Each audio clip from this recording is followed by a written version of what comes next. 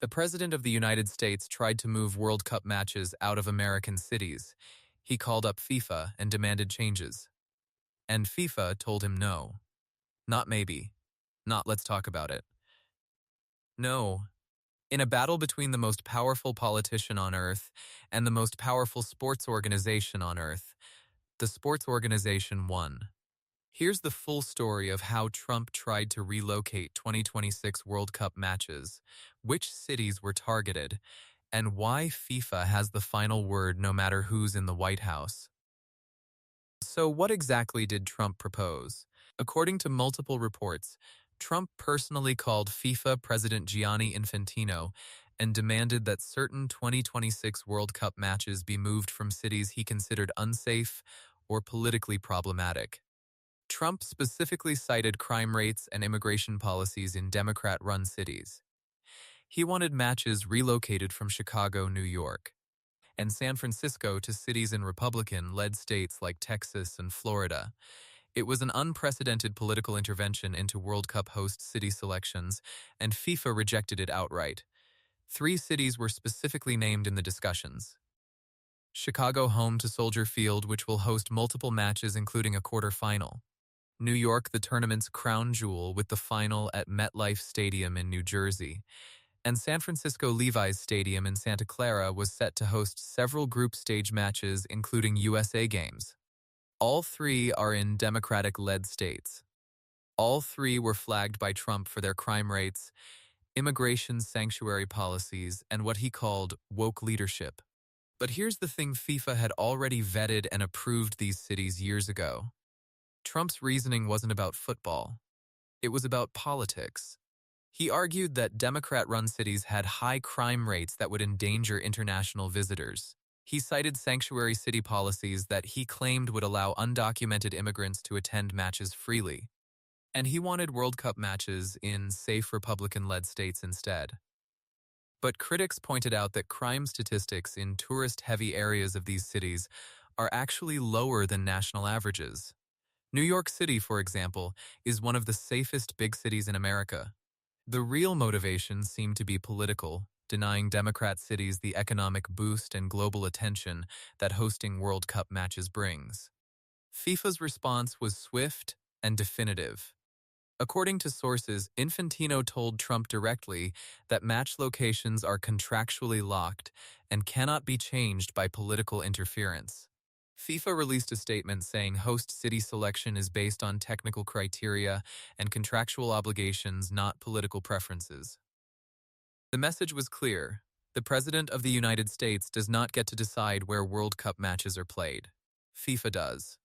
And FIFA's decision was final. Trump had been publicly rejected by an international organization, and the world noticed. To understand why FIFA could say no, you need to understand host city contracts. When a city bids to host World Cup matches, it signs a legally binding contract with FIFA. This contract, running hundreds of pages, specifies exactly how many matches the city will host, which stadiums will be used, and what the city must provide. The contract includes penalty clauses. If a city backs out, FIFA can demand compensation. And critically, the contract says match locations can only be changed by mutual agreement between FIFA and the host city. No president, no government, no third party can override it. So who actually decides where matches are played? The answer is FIFA's World Cup Organizing Committee, working in partnership with the host nation's local organizing committee. In the case of the 2026 World Cup, which is hosted by the United States, Canada, and Mexico, there's a tri-national organizing committee. Match locations are finalized years in advance through a bidding process. Cities submit bids. FIFA evaluates them on stadium quality, infrastructure, security, and accommodation. Once awarded, the locations are locked. No president, no prime minister, no king can unilaterally change them. The legal framework is ironclad. Host cities sign a host city agreement with FIFA that includes force majeure clauses, dispute resolution through the Court of Arbitration for Sport, and governing law, usually under Swiss law, where FIFA is headquartered.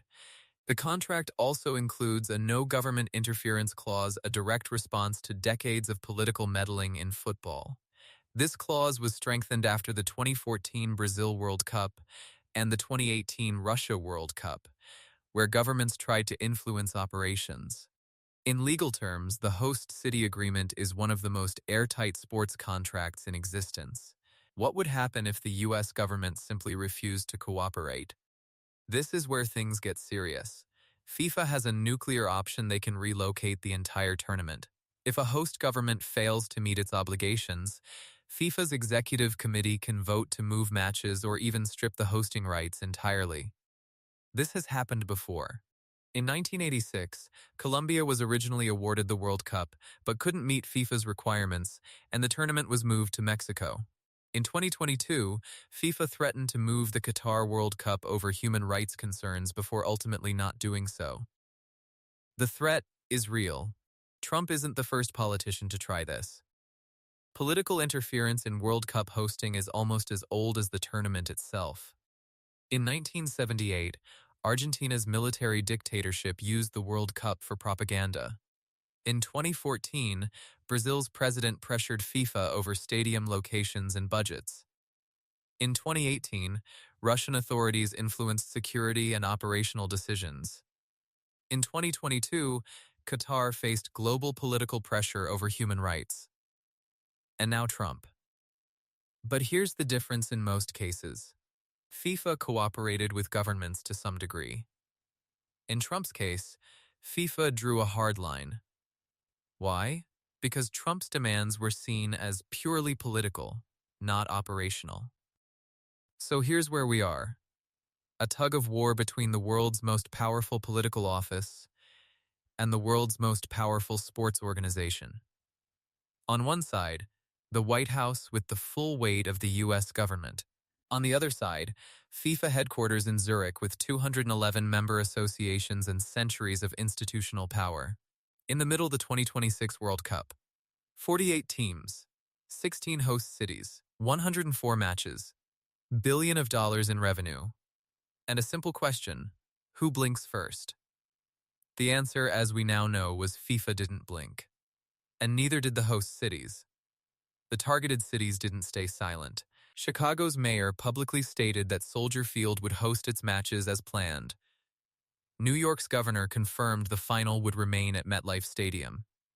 San Francisco's city officials called Trump's demands a political stunt. The cities reminded everyone they had spent millions preparing infrastructure upgrades, security planning, hotel renovations, transport improvements. They weren't going to let political pressure take away the biggest event in their history. And legally, the contracts were on their side. The cities had more power in this fight than people realized. Moving matches isn't just a logistical problem, it's an economic earthquake. Each World Cup match generates $50 to $100 million in local economic activity. Chicago's quarterfinal alone was projected to bring over $200 million to the city. Moving just 3 matches would mean losing $500 million in economic activity across the targeted cities. Hotels, restaurants, bars, transportation, retail, all lose. And the new host cities can't just absorb that overnight. Stadium availability, hotel capacity, transport infrastructure, it takes years to prepare. Moving matches months before the tournament would create chaos. This controversy has implications for every host city. If Trump could successfully pressure FIFA into moving matches from one city, what stops future presidents from doing the same? The precedent was established. FIFA will reject political interference. That's good news for all 16 host cities across the USA, Canada, and Mexico. But it also means cities in Republican states that might have hoped to benefit from relocations, places like Dallas, Houston, Miami, Atlanta, lost that opportunity. They'll still host their scheduled matches, but the political gamesmanship created uncertainty that no city wants. But there's one group that often gets forgotten in these political battles: the fans. Millions of fans had already booked flights, hotels, and purchased tickets based on the published schedule. If matches had been moved, Those fans would have lost thousands of dollars in non-refundable bookings. International fans from 200-plus countries planned their trips around specific cities. Imagine buying a ticket to see Argentina at MetLife Stadium in New York, then finding out the match was moved to Dallas at the last minute. The financial and emotional cost to fans would have been catastrophic. FIFA protected the fans by protecting the schedule. This isn't just about Trump and FIFA. It's about a fundamental principle: sports independence from political interference. FIFA's statutes explicitly forbid governments from influencing football operations. This principle is enshrined in the FIFA Code of Ethics and supported by the Court of Arbitration for Sport. The reason is simple: when politics enters sports, the game loses its integrity. Matches get moved for political reasons, not sporting reasons. Host cities are chosen based on favoritism, not merit. The Trump-FIFA confrontation was a test of this principle. And the principle held. But here's the question that keeps organizers up at night. Could political interference happen in other forms? The answer is yes. Trump couldn't move matches. But what about visa restrictions? What about security funding cuts to host cities? What about tax changes that affect FIFA's operations? Political pressure doesn't stop at match locations. It can manifest through 1,000 smaller cuts.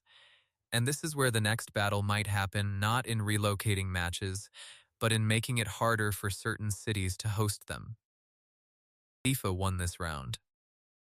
But the war over politics and the World Cup is far from over.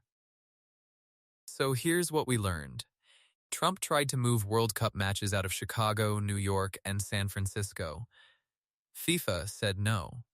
The host city contracts were too strong. The legal framework was too solid. And the principle of sports independence from politics held firm. But the conversation doesn't end here. Political pressure on the World Cup will continue in different forms, and we'll be here to break down every single move. From host city politics to match schedule analysis to tactical breakdowns, WC26 Matrix is your guide to the 2026 World Cup through stick figures. Subscribe now, the World Cup is coming, and we're just getting started.